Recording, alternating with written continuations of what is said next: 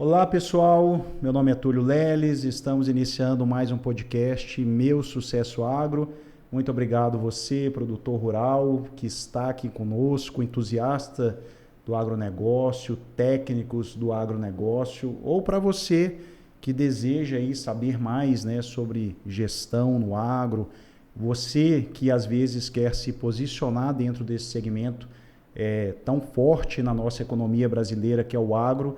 Acompanhe a gente aqui, é um podcast muito bacana, onde a gente traz convidados super especiais, produtores rurais, consultores, empreendedores, né, agroempreendedores. Então, essa é a nossa turma, essa é a nossa comunidade. Espero que você se identifique, fique aqui com a gente.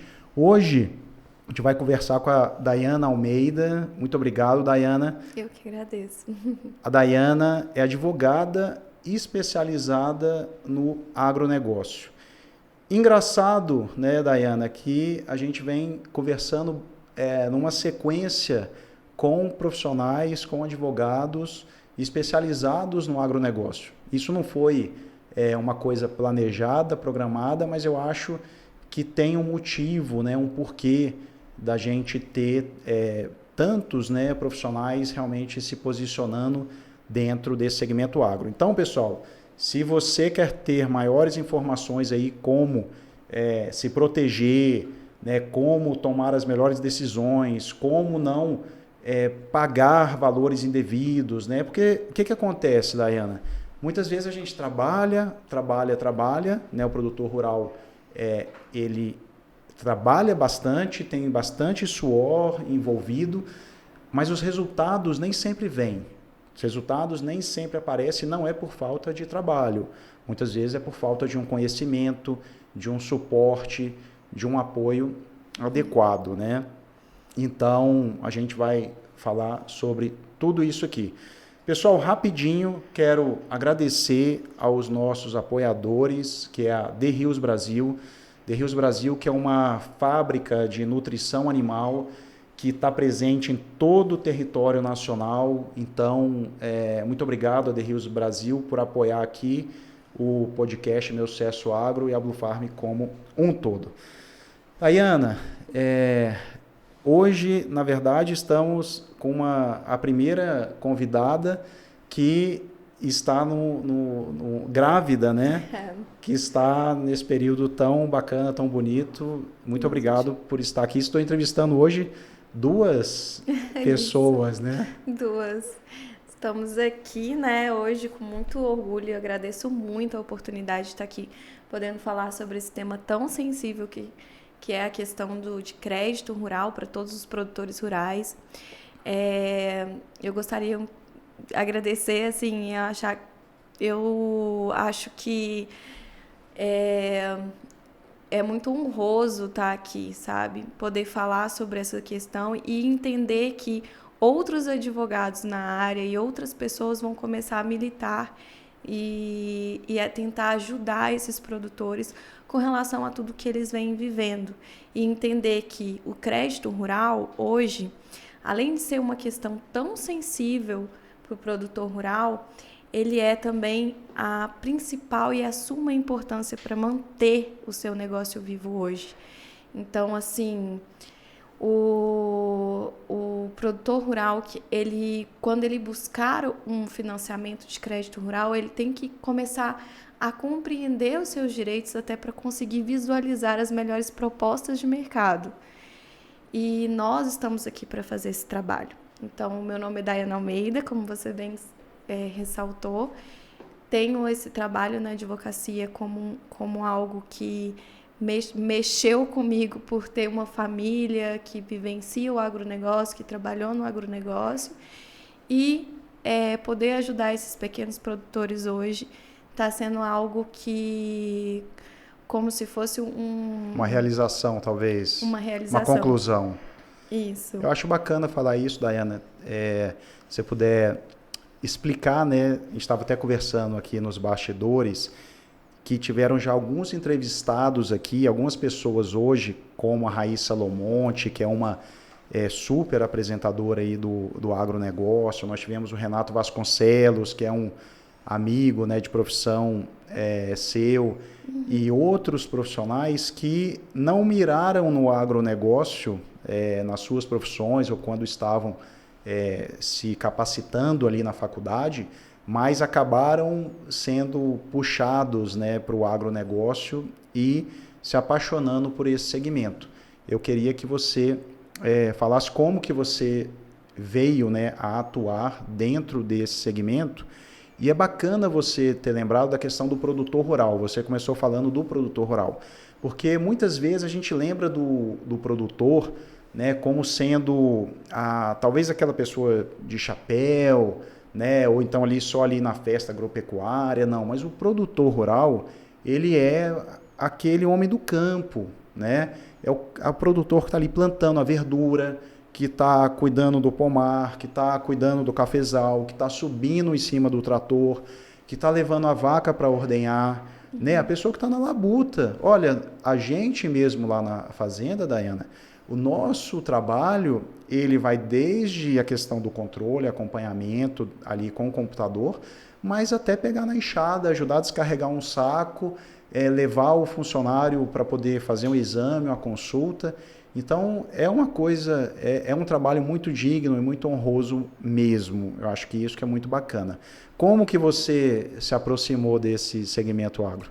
Túlio, então, o que você falou, assim, é de suma importância da gente conhecer esse lado do produtor e entender que nós precisamos proteger essa classe. Eu comecei a atuar na advocacia, na área de tributário, empresarial, como a maioria, né, dos advogados, e acabou que, por uma obra do destino, eu tive que trabalhar com uma tese específica para produtores rurais, que é uma tese específica que vinha de uma ação civil pública sobre os direitos de um contrato que advinha de março de 1990. Ao me deparar com essa tese, eu comecei a conhecer os produtores rurais, e conhecer a luta dos produtores rurais, entender a dor do produtor rural, e comecei a ser procurada por eles, inclusive para outras questões. Quando eu vi a falta, né, de profissional especializado no mercado que conseguisse trazer esse conhecimento para esse produtor, que ajudasse esse produtor. Por quê? Nós sabemos que hoje no mercado, no comércio em si, nós temos diversas dificuldades num comércio qualquer, numa loja, num estabelecimento, numa venda. Só que nós temos que entender que estamos trabalhando com um produtor que ele está a céu aberto. Ele não está ali só trabalhando com as dificuldades normais de mercado. Ele está utilizando, ele tem ali como toda uma questão para ser trabalhada as intempéries climáticas. E o que o produtor faz hoje, além do risco do negócio, que é muito mais elevado do que qualquer outro mercado, se você for equiparar, porque ele depende dessa questão climática, ele também é a principal segurança nacional de um país. Então, a gente tem que entender a importância desses produtores, entender quais são os direitos que eles possuem frente à população, frente aos negócios, porque se existe guerra lá fora, se existe pandemia lá fora, se existe qualquer coisa, o nosso país está resguardado, porque tem comida para a população. Então, a gente tem que entender essa sensibilidade que existe em relação ao agronegócio e conseguir proteger, através de legislações, regulamentos, decretos e até resoluções, algumas questões para esses produtores, para a gente continuar assegurando essa segurança nacional e mostrar para ele a importância que ele tenha de continuar produzindo e continuar trazendo aí o seu trabalho, que é esse suor, né, de cada dia, e é o nosso principal projeto aqui, o nosso principal trabalho Isso é hoje. muito bacana, sabe, Daiana? Você ter profissionais que estão alinhados com o propósito do produtor. Então, você não está atendendo o produtor rural por uma questão apenas financeira e econômica. Eu acho que quando o profissional que presta esse serviço realmente entende, né, o que é a importância desse produtor rural, como você falou, e as suas dificuldades, eu acho que aí você entendeu o que deveria ser entendido. Então, Dayana, eu acho que é bacana, você trouxe alguns pontos aqui, né, do agronegócio ser um negócio a céu aberto, de ser um negócio arriscado. A gente fala o seguinte, que o agronegócio é um negócio complexo, multianual, multifatorial e de risco. E você não faz agronegócio, leva tempo. Você não faz da noite para o dia. Né? Quem está no agronegócio para poder sair daqui 2 meses, é melhor sair logo. Porque não é um negócio que você faz, você precisa de tempo, né? Para construir uma produção, para construir um rebanho, para construir um perfil de solo, né? Para construir uma equipe, você tem um maquinário, você tem uma estrutura, são anos realmente que leva para você ter resultado. E eu acho muito bacana que a gente está conversando aqui com especialistas, e isso eu acho um ponto bacana de trazer. Todo empresário rural, na verdade, ele precisa de auxílio externo. Só que muitas vezes o empresário não tem essa consciência. De acordo com o nível de maturidade que você, como empresário, está, você vai precisar de um tipo de assistência. Mas sempre você vai precisar de uma assistência para poder ir para o próximo degrau. A gente tem uma frase aqui na Blue Farm, que não é nossa, mas a gente usa, que as competências que te trouxeram até aqui não são as mesmas que vão te levar para o próximo nível. E muitas vezes essas competências não têm que ser desenvolvidas dentro de casa. Quando você tem um profissional, como um advogado, que especializou e você pode usufruir, vamos dizer assim, você pode fazer essa parceria, você pode contratar esse serviço do advogado, eu acho que é uma forma muito inteligente de fazer gestão, né? Porque você de uma certa forma se protege, né? O advogado, o contador, o corretor, o agrônomo são verdadeiros guardiões do negócio do produtor rural. Eu acho que isso é um pensamento nobre do produtor ter, para entender a importância e a parceria que se tem entre esses profissionais e o produtor rural. Falando de negócio, porque aqui na Blue Farm a gente vai falar sobre a parte jurídica, mas eu quero entender um pouquinho sobre a questão de negócio, né? Porque antes de tudo você tem que construir um negócio, você é uma empresária também que está se posicionando no segmento do agro. Como que é que você toca o seu negócio? Como você adquire clientes? Como que você administra tudo isso? Como é que é a sua estratégia? Para a gente entender um pouco da Dayana empreendedora. Sim, o que ocorre? Eu precisei, para ingressar no mercado, para os produtores rurais começar a entender o meu trabalho, não foi fácil, tá? E não está sendo fácil. Hoje é um pouco mais fácil. Porque o produtor rural, ele não é assim, de aceitar e ir na onda. Desconfiado. Ele não é tão assim, simples, né? E olhar uma mulher jovem falando questões para um senhor que já está ali há anos trabalhando e tal, para ele entender tudo isso, as novidades que eu tenho ali querendo trazer. Então, eu tive que fazer trabalhos pro bono. Pro bono quer dizer que eu tive que mostrar primeiro o meu trabalho. E a gente sabe que construir uma carreira de sucesso não é simplesmente da noite para o dia. Mas se você fizer algo errado, você pode ter certeza que nesse mercado as portas se fecham para você. Porque os produtores, eles são muito fechados. Mas se você fizer certo, se você fizer um trabalho honrado, eles abrem as portas, eles te trazem como se fosse da família, ele te honra pelo trabalho que você faz. Então, aos poucos, o reconhecimento dos produtores com relação àquilo que você quer produzir, aquilo que você quer trabalhar, que você quer ganhar um mercado, eles mesmos conseguem te trazer para dentro do mercado e aceitar as suas propostas e ver que realmente acontece e ser suas próprias testemunhas. Mas para entrar no mercado do agronegócio realmente não é tão simples, não é tão... porque existe esse conceito um pouco mais fechado, né, e idealista dos produtores. A gente sabe que, infelizmente, né, na questão do agronegócio, a gente tem muita gente aí que falam coisas e não sabem nem o que estão falando, e os produtores rurais, eles têm que ter realmente esse pé atrás, porque eles trabalham não só com frente de mercado de produtos, né? Trabalham também com a administração da fazenda, com a questão da acidez do solo, com a questão climática, com a relação a... Então, assim, são diversas, são multifacetárias. Um caminho mal escolhido, vai tomar tempo, dinheiro, e às vezes você não tem uma segunda chance, né, no jurídico de retornar, né? De retornar. Prescreve, então, assim, perde a causa, né? Então, a gente entende a preocupação deles e o receio deles de ingressar em qualquer situação. Mas só de conseguir estar dentro da área, trazendo um conhecimento, talvez eu não consiga levar a solução naquele momento, mas eu consegui levar um conhecimento. Sim. De colocar uma pulguinha atrás da orelha dele. Por quê?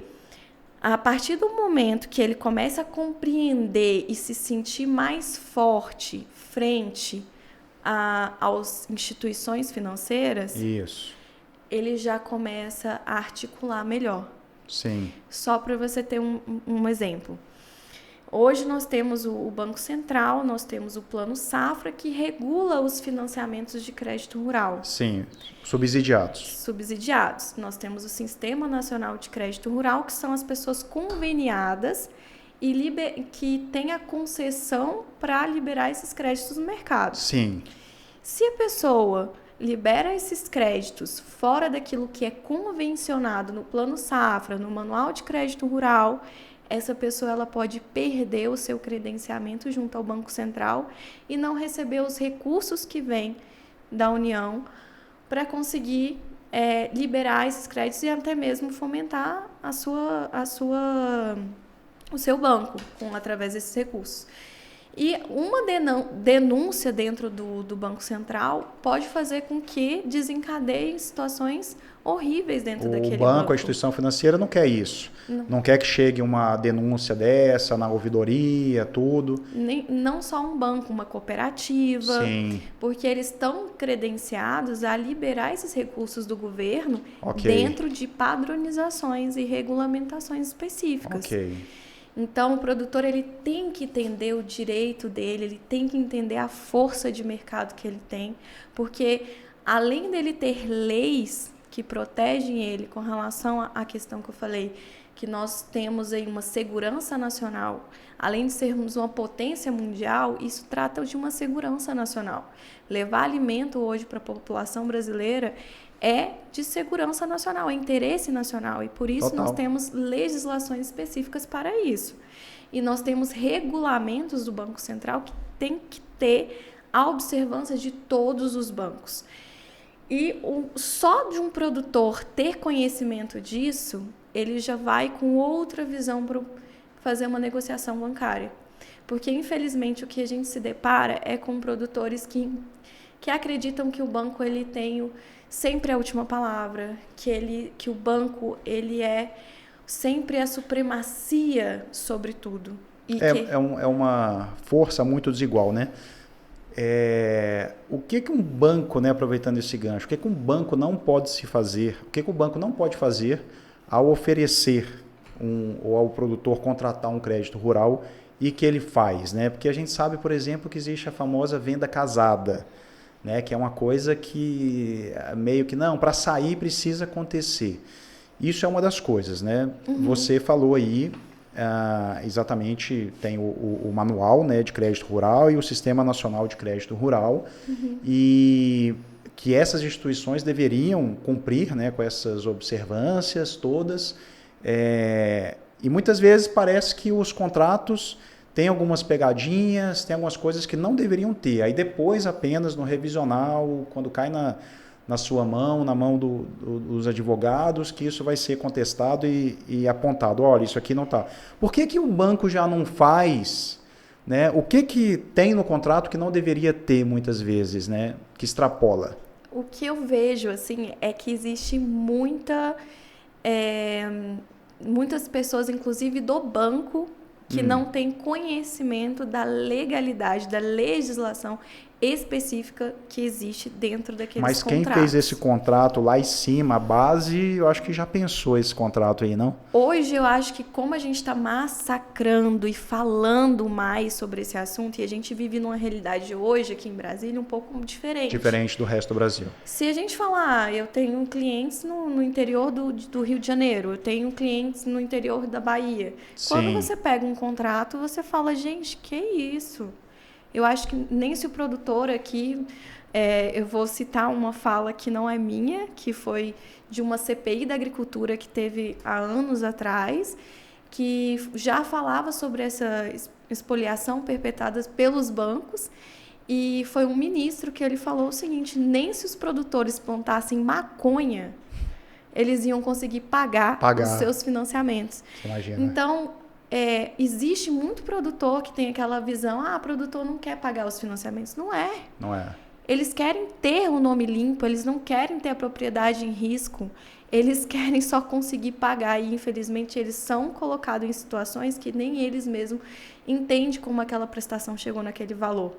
São indexações absurdas, indexações que dentro de um contrato que a gente mesmo que está aqui sabe, que para você financiar uma operação do agronegócio não é qualquer valorzinho, são valores altos que ninguém tem assim no bolso disponível para estar investindo. É verdade. Daiana, é muito importante.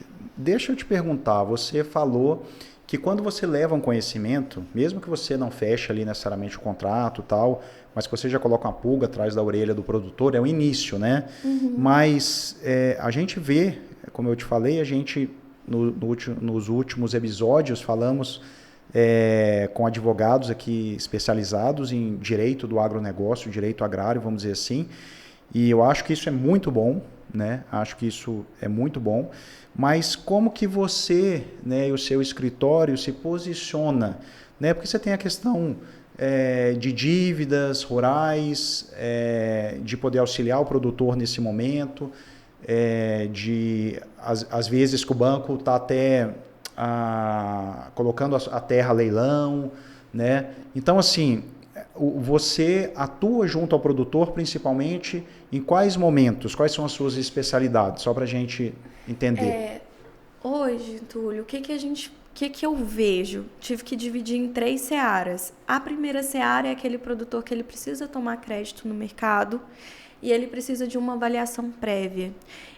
Esse seria o melhor dos mundos. Seria o melhor dos mundos. Mas, infelizmente, não é sempre assim. A gente vê que o produtor ele precisa tanto tomar aquele empréstimo que só de ter a liberação do banco, ele assina.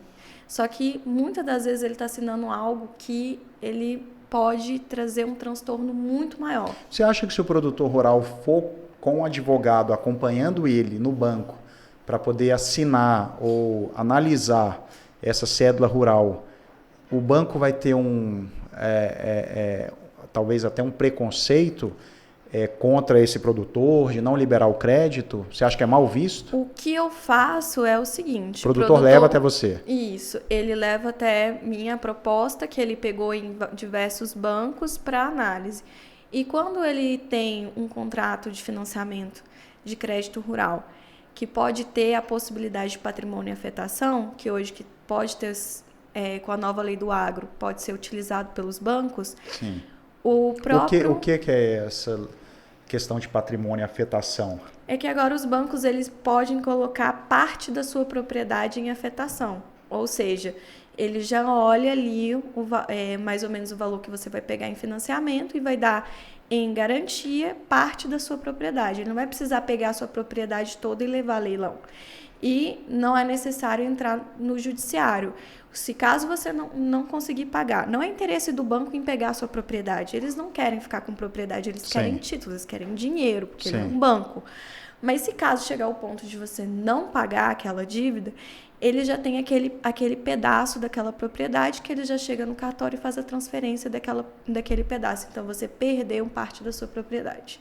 Ok, então tem, assim, pensando no que o produtor tem que observar ao assinar um contrato, né, de financiamento, de crédito, seja de custeio, seja de infraestrutura, né? Essa questão, aonde que ele vê, por exemplo, se está constando essa questão de patrimônio em afetação? Na parte de garantias. Qual será a garantia dada para aquele financiamento? Então, assim, a gente tem diversas formas de garantia. Sim. Que é um maquinário, o próprio produto. Né? Mas isso é legítimo hoje, essa questão. O banco pode colocar, isso não é ilegal. Não é legal. Se ele precisar, se ele achar que até ele precisa daquele patrimônio, é um né, instrumento... ele pode utilizar. Aí ele abaixa mais os juros, ele dá mais margem, mas ao mesmo tempo ele traz o patrimônio. Então, no caso, quando você tem esse patrimônio em afetação, no momento da penhora, vamos dizer assim, é mais rápido para o banco penhorar isso, e por isso o crédito ele é um crédito mais rápido, de ser liberado. É mais fácil, tem mais vantagens, questões de juros e tudo, porque ele não vai precisar mais de ir até o judiciário para penhorar, para fazer a transferência. Já direto no cartório eles já procedem com toda a questão, já pega a parte da propriedade e já transfere para eles encaminharem a leilão. Então, de forma extrajudicial também, o leilão. Então você falou que esse seria o melhor dos mundos. Então, primeiro, aonde na análise, né, no momento da contratação. Aí você falou que são 3 áreas que vocês atuam. Isso. A segunda seria qual? A segunda seria o seguinte: o produtor rural, ele assinou o contrato, ele quer saber o que ele vai pagar, onde ele está, Ok. o que ele vai viver. Nessa parte, eu te falei a primeira parte, que foi e te mostrei um dos temas mais sensíveis, mais delicados da primeira parte, que é, antes de você assinar, você vê o que vai dar em garantia. Essa segunda parte, o tema mais sensível, o ponto mais sensível, fora as outras questões, é a questão da correção monetária, a indexação. Porque todos esses contratos de financiamento de crédito rural, eles podem ter uma correção monetária. Por quê? A moeda, normalmente, ela perde o valor e tal, ela vai ser corrigida. Só que, além dessa correção, a gente também tem uma indexação. Uma indexação que pode ser um IPCA, pode ser um CDI, que vai vir juntos, né? Que vai vir junto com todos os outros temas do contrato. E quando você olha que um produtor está entrando num financiamento de crédito rural, com juros pós-fixados, com taxa Selic, CDI e com a variação diária de juros, aí você fala, olha... Tem variação diária de juros? Pode ter variação diária de juros. O que acontece? O que a gente defende?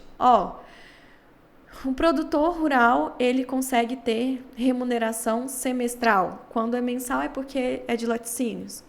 Mas, usualmente, quando é soja, quando é semestral, uma vez ao ano, você tem a safra, ok. Plurianual. Se ele tem remuneração mensal ou semestral, por que ele vai pagar juros diários? Por que ele vai ter que remunerar o banco ou indexar o banco de uma forma diária, sendo que a própria capitalização dele, produtor... Não permite essa... Não faz com que ele ganhe dinheiro diário. Sim.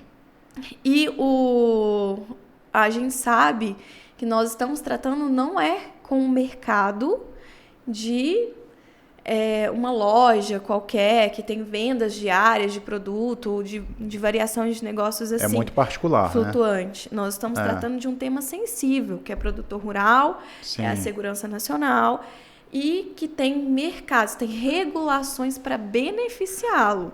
Por que a gente vai colocar um CDI diário? Por que a gente vai colocar juros pós-fixados? E são valores astronômicos. A gente está falando de financiamentos altos. E são recursos que vêm do governo, não são de fundos de dentro do banco. Então, tem a correção monetária e tem a indexação. Quais são as indexações, vamos dizer assim, a indexação, que geralmente quando tem aquela indexação, você já olha, fala, não, isso aqui não está legal. E qual que é a indexação que geralmente é aceita, vamos dizer assim? A gente luta pelo IPCA e que não seja Selic nem CDI. Por quê? A Selic e a CDI, ela tem característica de taxa mais juro remuneratório. Indexação mais os juros remuneratórios. Só que, eu não sei se eu vou tô aprofundando demais, Não, mas espero que esteja claro para vocês. Se a CDI e a Selic ela tem função, a característica de duas funções, ela não pode ser aplicada nesses contratos. Pelo simples fato de quando você pega um plano safra anual, já vem ali juros remuneratórios 8,5% para Pronaf, Pronamp. Os juros remuneratórios já está pré-entabulado. Sim, é isso que eu ia te perguntar, porque o recurso, né, proveniente do plano safra subsidiado, né, que aí você coloca o Pronamp, Pronaf e os outros, né, Moderagro e etc, para silo, tem os específicos, né, para peixe, piscicultura, etc, ou a questão de energia solar. Isso já não é uma coisa determinada, pré-estabelecida, que já vem, né, constituída já no plano safra de todas as regras, né? Esse ano aumentou um pouco para quem é médio produtor, foi para 12%, para quem é Pronaf, eu acho que foi para 5 ponto alguma coisa.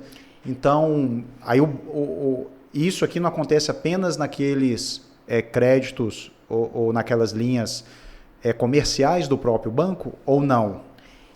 Todo crédito rural ele tem que estar dentro de recursos oficiais. Eles têm que estar dentro da regulamentação do Plano Safra. Ele tem que estar enquadrado às regulamentações do Plano Safra. Não, mas aqui tem a linha própria do banco, né? Aí já, se ele aí já foge, né? Aí tem várias questões em cima desse trecho. Eu vou só vou terminar de esclarecer a questão do CDI. Ótimo. E aí a gente já fala sobre essa questão dessas duas linhas do banco. Sim. Nós temos aí os recursos oficiais, vem do governo, e ela tem a vinculação obrigatória do Plano Safra e das regulamentações, de resoluções de tal. Então, ele tem que ter os juros remuneratórios conforme o estabelecido pelo Plano Safra. Aí você vem e coloca uma Selic.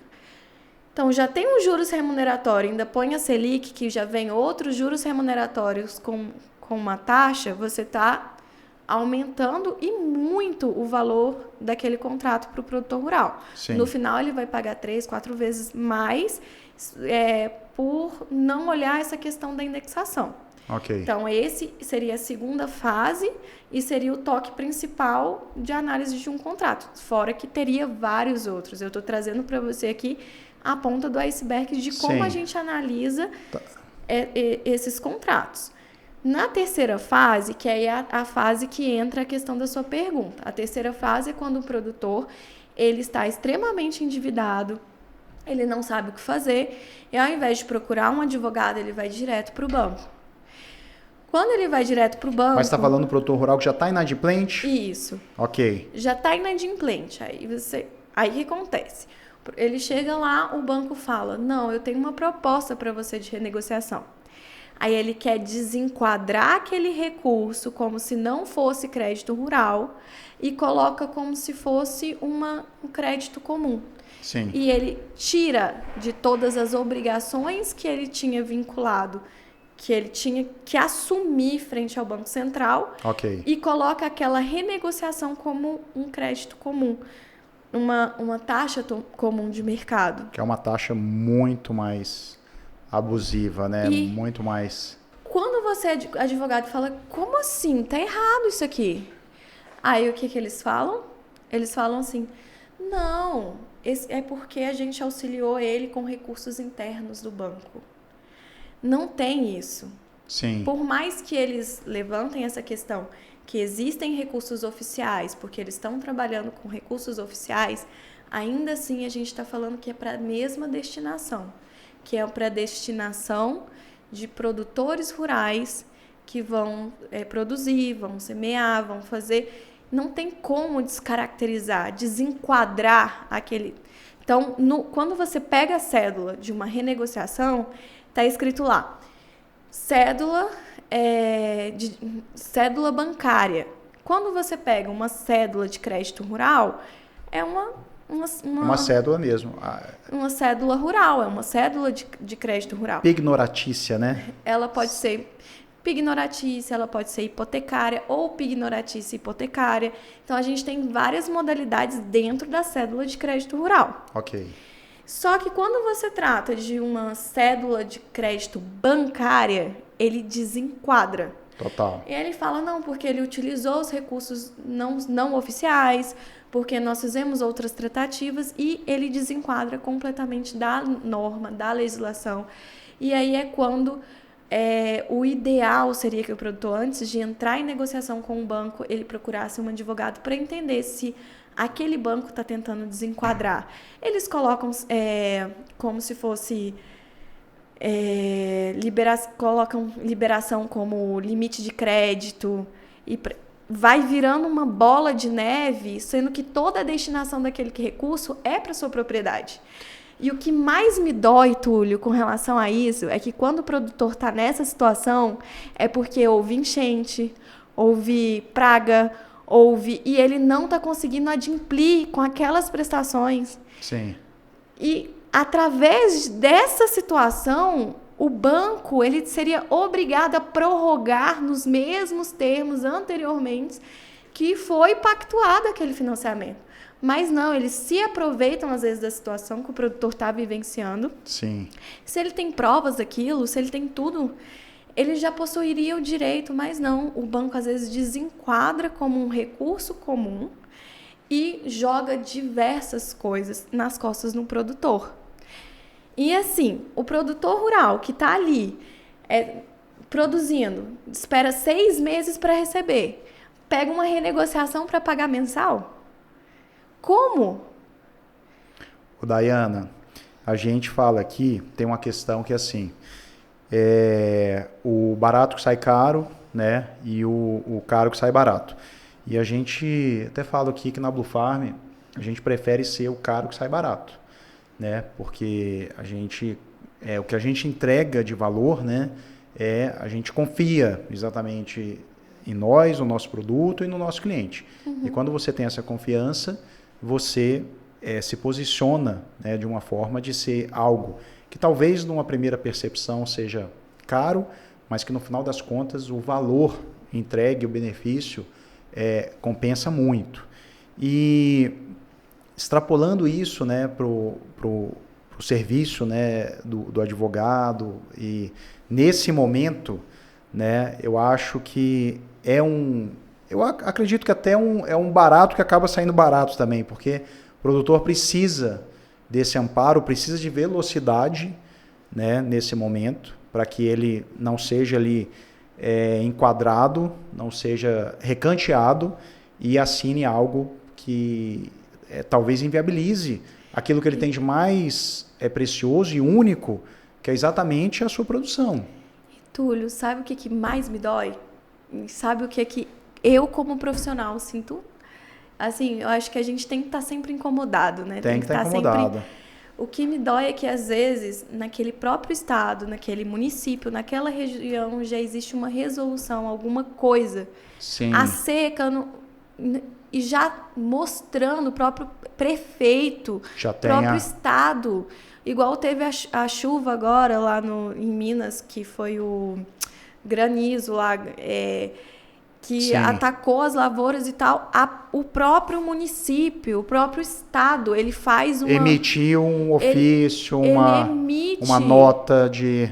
Isso já é uma coisa... Um documento incontestável, né? De que ele pode suspender o seu contrato. Só que o que acontece? Por falta de conhecimento, às vezes, até mesmo de profissionais na área e no mercado, não entende e acaba deixando os produtores entrarem em situações que não seriam viáveis.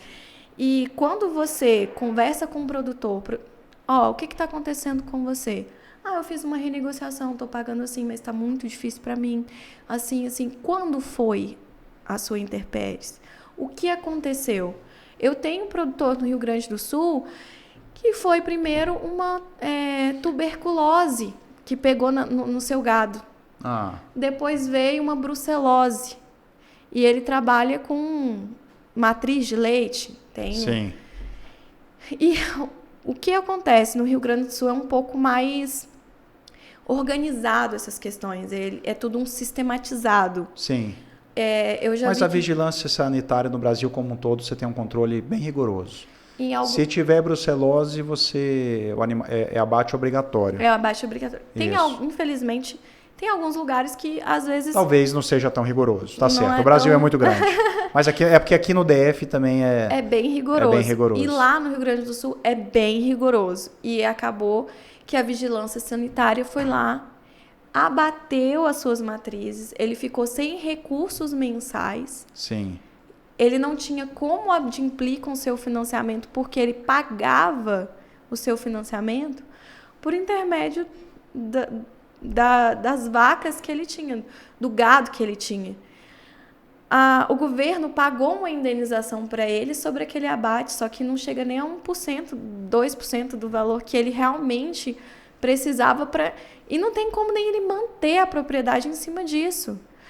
Levou para abate agora. O que eles fazem em cima desse abate? Muitas das vezes, a depender da carne, eles botam no mercado de volta. E o produtor ficou ali com o financiamento em cima das costas dele, à mercê de perder a sua propriedade, que é a única coisa que ele sabe fazer na vida, que ele passou a vida trabalhando em cima daquilo. Muitas vezes deprimido, envergonhado, né? Porque por não estar produzindo ou sendo taxado, né, de ineficiente ou, né, perdeu tudo. Agora um momento muito complicado, né? E agora você vai escolher uma doença chegar na sua propriedade? Não, e ele teve que ficar com um vazio sanitário, ele não podia produzir, não podia mexer na propriedade enquanto não houvesse erradicado a doença dentro da propriedade. E um banco vir querer executar? O banco não tem dono, né? O banco é o banco. Então a gente tem que saber exatamente com quem a gente está lidando para que a gente vá também com o time, né, para dentro de campo certo, para tratar com quem a gente está tratando. Então, eu queria tirar um pouco essa sensação que às vezes a gente tem de mercado, das pessoas, o produtor não quer pagar o financiamento. Tem produtor realmente, não quer pagar. Sim, mas é a minoria. É minoria. É a minoria. Eles sabem que o risco do negócio deles está envolvido naquele financiamento, ele quer mais adimplir, cumprir, para ele continuar o negócio dele. Com certeza. E, infelizmente, a gente se depara aí com diversas situações que eu encontro no meu dia a dia de produtores rurais que tiveram aí a sua safra impedida, né, por questões de intempéries, por questões específicas.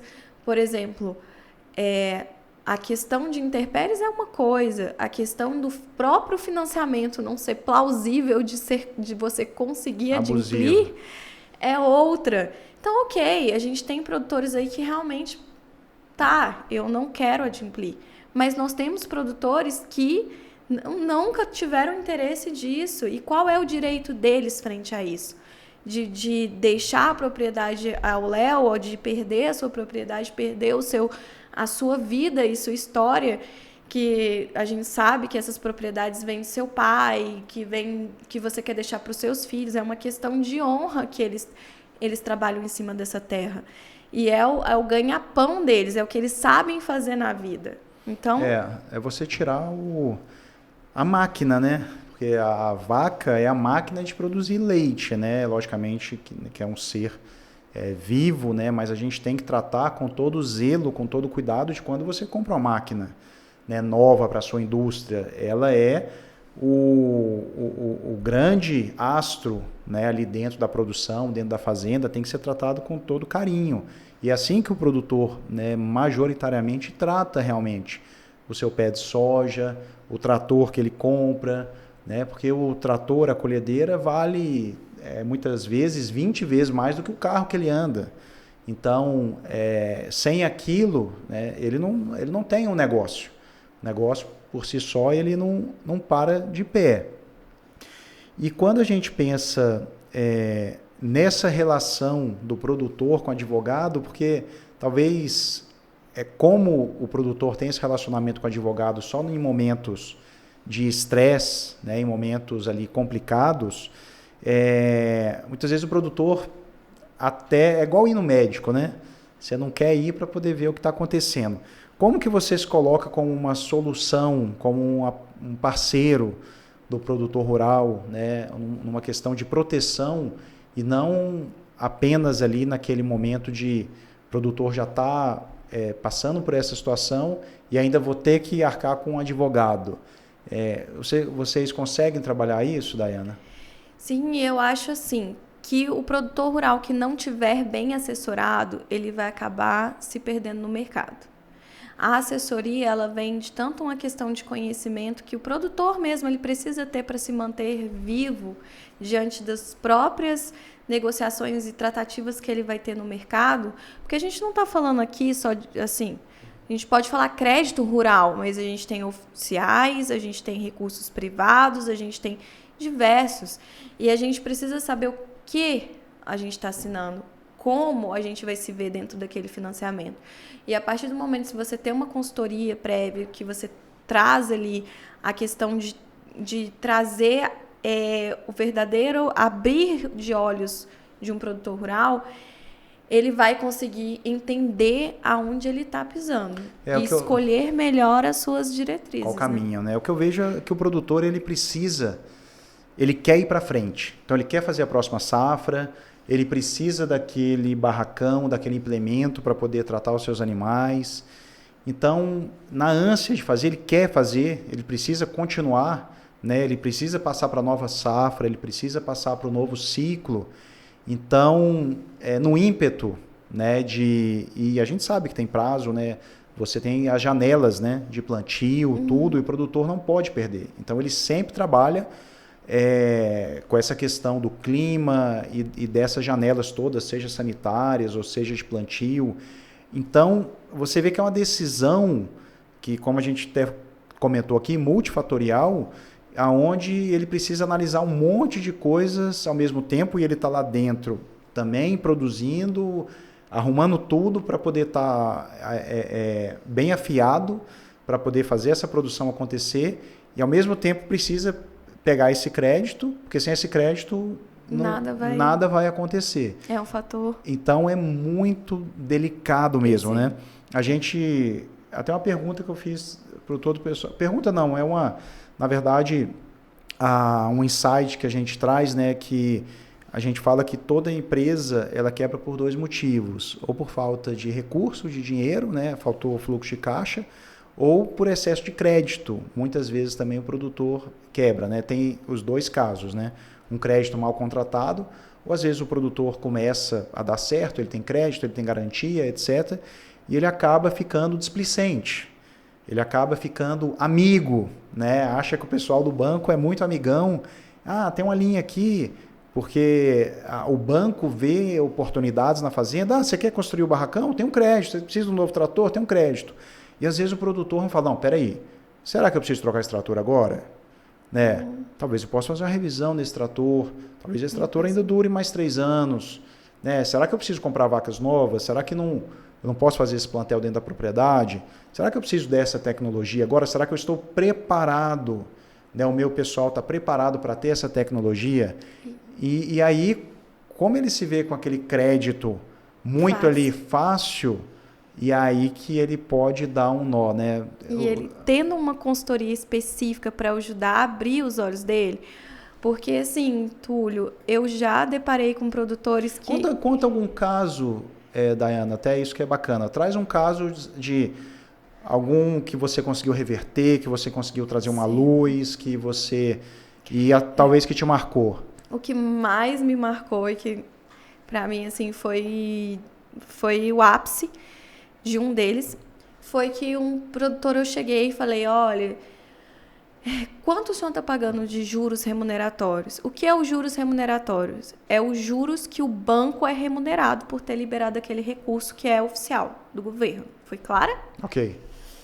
Então, ele falou, doutora, o meu contrato está falando 2,5%. Eu, 2,5%? Ao que? Ao ano, ao mês? Ao dia? Aí eu fui pegar para ler o que seria esses 2,5%. Estava escrito 2,5% não de juros remuneratórios, de pontos percentuais. Quando você olha numa campanha, você escuta aí na campanha de eleições. De eleições. Erro de 2 pontos percentuais. Ok. Para cima ou para baixo. Ok. Pontos percentuais quer dizer uma variação de que oscila, pode oscilar. Se o banco errar de forma intencional, assim como os institutos de pesquisa erram, eu vou te falar, viu? Tá todo mundo na lama, viu? Lama, não tá fácil não. Tá fácil não. Então, aquele contrato, ele estava maquiado pro produtor Mas vamos, me explica o ponto percentual, então. Qual que seria a diferença do 2,5 pontos percentuais? Sim. O que ele achou que era e o que na verdade era? Os juros remuneratórios é um juros... Sim. Ok. Ele achou que era 2% de juros sobre o que ele contratou. Só que não é juros remuneratórios, é pontos percentuais. Quando você vê uma eleição que fala, nós temos aí 2 pontos percentuais, Sim. que é uma margem de erro. 2 pontos percentuais é uma oscilação média de mercado. Ok. Não tem nada a ver com juros remuneratórios. Uma coisa é juros moratórios, outra coisa é juros remuneratórios, outra coisa é multa moratória, outra coisa é pontos percentuais. Então, no local onde era para estar estabelecido os juros remuneratórios, para ele saber efetivamente qual é os juros que ele está pagando dentro daquele contrato, estava lá para ele ver 2,5 pontos percentuais. Pontos percentuais. E ele assinou super feliz, porque ele acreditava que ele estava assinando algo com juros muito fora. E aí, muito abaixo ele conseguiu mercado. pagar isso ou não? E aí, quando ele se viu, ele não entendia por que as prestações chegavam cada vez maiores. E exorbitantes, de forma que ele não conseguia compreender o que ele estava vivendo. Ok. E só depois que a gente conseguiu, na justiça, buscar os extratos bancários e refazer o financiamento, que a gente foi descobrir o efetivo juros remuneratórios aplicado àquele financiamento. E vocês conseguiram trazer para um novo formato mais justo para ele? Isso, aí a gente mostrou que está fora do que era pré-estabelecido no plano safra e que aqueles pontos percentuais nada tem a ver com os juros remuneratórios. Então, a gente vê muitos contratos com muita coisa assim, esdrúxula, que foi essa questão dos pontos percentuais, e nós temos outras questões também, por exemplo, taxa de estudo de operação. Nós temos um produtor... Taxa de estudo de operação. Que é normal, pode ser que o banco cobre de você acabou de chegar no banco e quer que ele estude a sua operação. Mas tem clientes que estão há 20 anos no mesmo banco, que estão há 15 anos no mesmo banco. E toda vez que ele vai lá tomar um crédito, em cima do que ele já tem sobre o negócio dele, só dele chegar lá do banco fazer qualquer coisa já cobra 3%.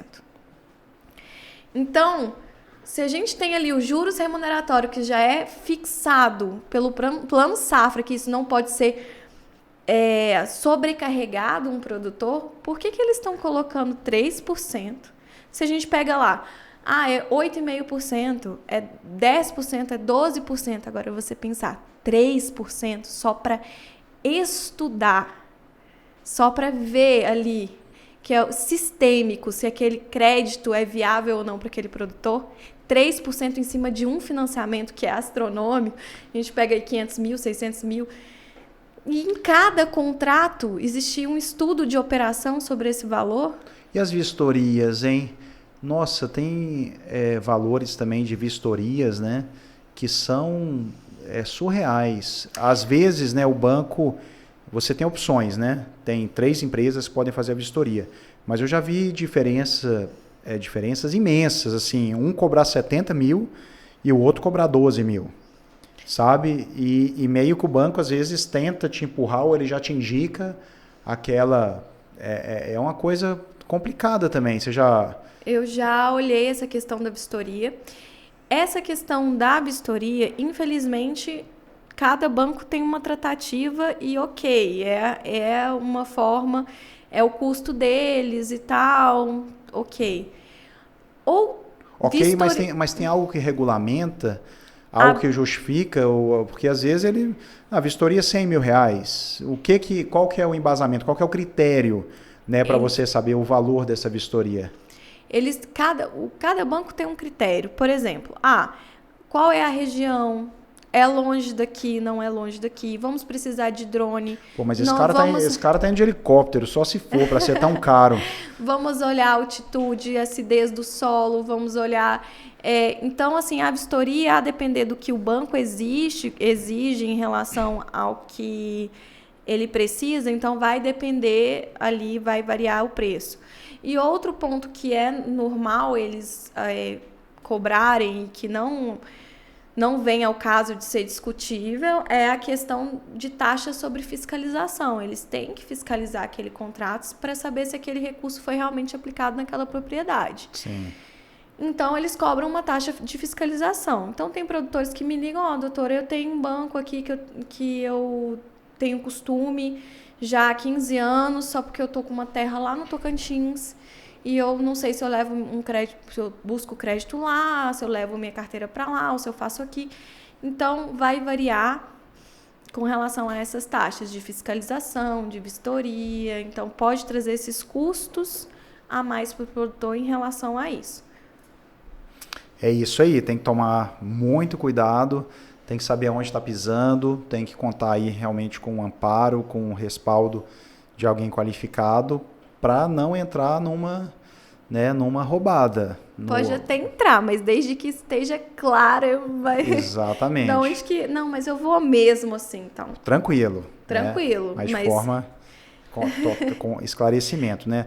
Doutora Dayana, aonde que os produtores aí que sejam ligados a uma cooperativa ou produtores independentes, vamos dizer assim, que queiram buscar um contato com você, trocar informações, contratar o seu serviço, aonde que o pessoal te encontra hoje? Tenho aí as minhas redes sociais, né, que é Dayana, DAYANA, .adv.agro. Sim. E tem o meu telefone, meu contato, que eu vou deixar com todos vocês aí, quem puder já colocar, eu fico à inteira disposição dos produtores rurais que estão, né, passando por alguma dificuldade, que quer um esclarecimento maior. Eu acredito que quanto mais verdade, esclarecimento e auxílio, mais o nosso setor vai estar fortalecido. E auxilia até nós mesmos, advogados, conseguir brigar por eles na justiça. Porque o mais difícil é quando um produtor assina tudo, faz tudo, tá lá para perder a sua propriedade e a gente tem que correr em todos os cantos para tentar reverter a situação. Então, é muito mais difícil, mais oneroso para o cliente do que ele estar buscando aí um amparo, uma solução, visualizar efetivamente onde ele está, que pé ele está, quanto ele já pagou, o que ele pode fazer, do que buscar, às vezes, tomar com os próprios pés, né, sem ter uma consultoria especializada. Então, eu vou estar inteira à disposição, né, e, inclusive, o que vocês demandarem, eu estou disposta também a vir aqui outra vez, se vocês quiserem. Já fica o convite, Dayana. Inclusive, eu vi que você fala bastante também sobre contrato de arrendamento. Eu acho que é um tema bacana da gente trazer, falar sobre contrato de arrendamento. Acho que tem muitas questões, né, para se tratar na hora de constituir um contrato de arrendamento, na hora que talvez o arrendatário não cumpra, né, com as suas... na verdade, o arrendatário não. Quem arrendou, né? Quem está arrendando, às vezes não cumpra com ali o contrato por uma questão ou outra. Nossa, tem cada ponto muito sensível aí, além desses que a gente trouxe, né, do crédito rural.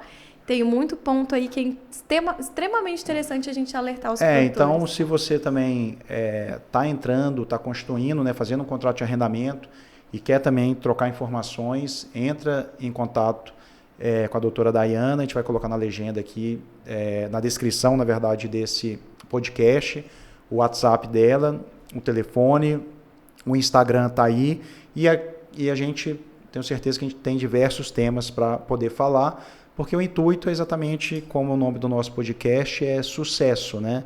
Meu Sucesso Agro. E dentro desse Meu Sucesso Agro, você tem um mundo de coisas acontecendo. E sem dúvida é importante que o produtor rural se capacite, né, que o gestor rural se capacite ao máximo e ele forme um time forte. Né? O time forte tanto da sua equipe interna quanto dos seus prestadores de serviços, fornecedores, clientes, né, e todo o ecossistema que ele está inserido. Então é isso que a gente enxerga dentro do Meu Sucesso Agro. Somos todos, né, parte dessa cadeia. Temos todos dificuldades, desafios e problemas, mas quem que se dá melhor? Né? Quem que consegue ir mais rápido, ir mais longe, é exatamente quem tem os caminhos, os conhecimentos, as pessoas certas para poder puxar as alavancas corretas naquele momento. Então, é isso, pessoal. Daiana, novamente, te agradeço pela sua presença aqui com a gente, aqui no nosso podcast, pessoalmente, né, vindo até aqui. Você desejo aí uma boa hora para Ana Beatriz, não é isso? Ana Beatriz está aqui. Desejo uma boa hora para Ana Beatriz, que logo chega, vai estar aqui conosco. Amém. Que venha com muita saúde. Nossa, e eu agradeço imensamente a oportunidade de estar aqui. A sensação que eu tenho é que eu espero ter conseguido ser um pouquinho clara, mas de ter conseguido trazer algum conhecimento, alguma questão assim que o produtor falasse assim, eu estava precisando pegar essa deixa, eu precisava entender um pouquinho mais ela falou um pouco desse assunto. E assim, eu estou inteira à disposição, sabe? Eu acho que o canal de vocês é maravilhoso, a gente poder trazer informação, trazer conhecimento, abrir os olhos, porque o que a gente vê, infelizmente, Túlio, tem produtores que já pensaram em tirar a sua própria vida. É verdade, é verdade. A gente está lidando com questões sensíveis. É muito sério o que a gente está falando aqui. E o crédito rural, como é um tema de muita importância hoje no mercado do agronegócio, saber que vocês abriram esse espaço, sabe, para a gente poder falar sobre esse tema aqui e mostrar para eles que eles possuem direito, isso é de suma importância. Então, obrigado por estar aqui hoje, eu agradeço por terem aberto esse espaço, por ter dado essa oportunidade para falar sobre esse tema que é de suma importância para os produtores rurais e me deixar à disposição sempre que vocês precisarem de eu estar aqui com vocês, trazendo novos temas e poder alertar e trazer mais conhecimentos aí para o produtor rural. Maravilha, Daiana.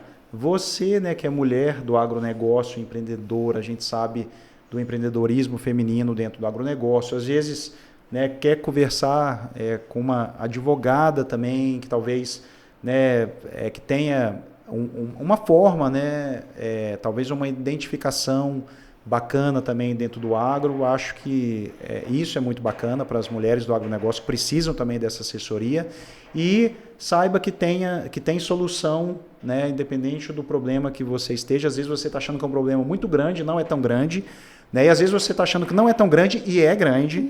Então, por isso que é importante buscar assessoria nos diversos segmentos. A gente, dentro do agro, você tem assessoria técnica, mas você tem assessoria jurídica, contábil, financeira, estratégica. O agronegócio hoje ele é muito mais complexo do que era antigamente. Então, não é só o consultor técnico, pessoal, né? Aquela pessoa que é muito importante, que vai olhar a sua produção, que vai olhar a sua lavoura, e tem todo outro tipo de consultoria também. É isso, pessoal. Muito obrigado pela presença. Espero que vocês tenham gostado. Blue Farm, o agronegócio ao Brasil que já deu certo e vai continuar dando. Um abraço, até o próximo episódio. Tchau, tchau. Fiquem com Deus.